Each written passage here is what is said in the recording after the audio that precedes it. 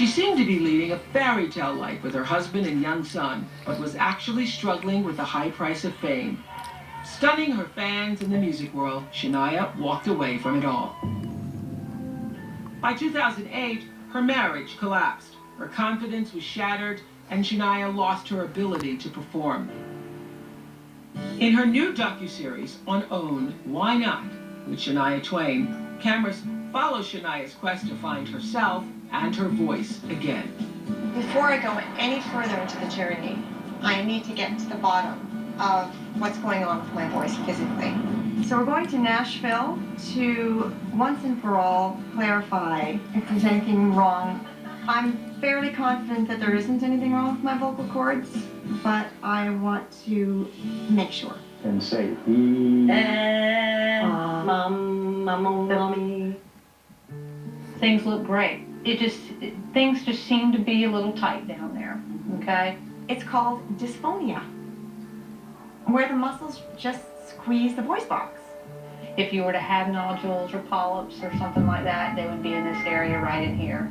It's not just my singing voice, it's my any voice, right? And that all stemming from just plain old fear, stage fright, domestic violence in the home as a child, my parents dying, not knowing what's next, just all of these different stages of fear in my life. I've just trapped my own voice. And now I've got to unwind all that. Wow. It's really for anybody who's ever trapped your own voice. Yeah, that series is. And that's what Shania is talking about in her new book, From This Moment On. She hasn't performed for an audience in nearly 5 years. Will you ever sing in public again? I want to.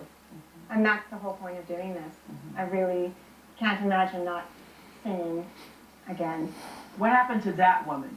Well, that woman was probably scared out of her wits at that moment as well. I would already have been very afraid of being in the spotlight at that. I mean, I always was afraid of it. Yeah. What was fascinating to me is that you wrote that you really were just trying to make enough money in the beginning to take care of your, brothers and sisters, and that you just wanted enough to have enough, and that you weren't trying to be a star, and that you were always more comfortable being in the background, that you thought you'd be a great backup singer. Well, because also that was my reality. Coming from where I came from, it was unimaginable to ever be wealthy, for example. That was just way too far out of my reach. Yeah, it's interesting how that conditioning, even played out in other things in your life. You're saying when you would make dinner, you would make just enough, not enough to have leftovers, just enough. Yes. Yeah. You learn to be very realistic, and I think that's where being conservative with food is. Yeah. I'm only going to cook what we need. So that's what's so interesting about From This Moment On. Over the years, I've heard that story of women spiritually and emotionally losing their voices, losing themselves. It happened to you, actually, physically. So why would it take you losing your voice to trigger you to, regain yourself? Well, my fears and anxieties throughout my whole life had been slowly squeezing my voice.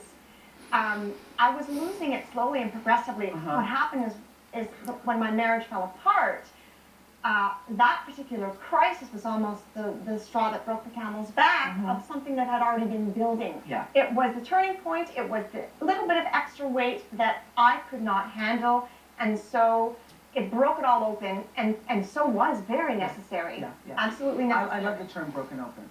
It's a really good term. We'll be right back.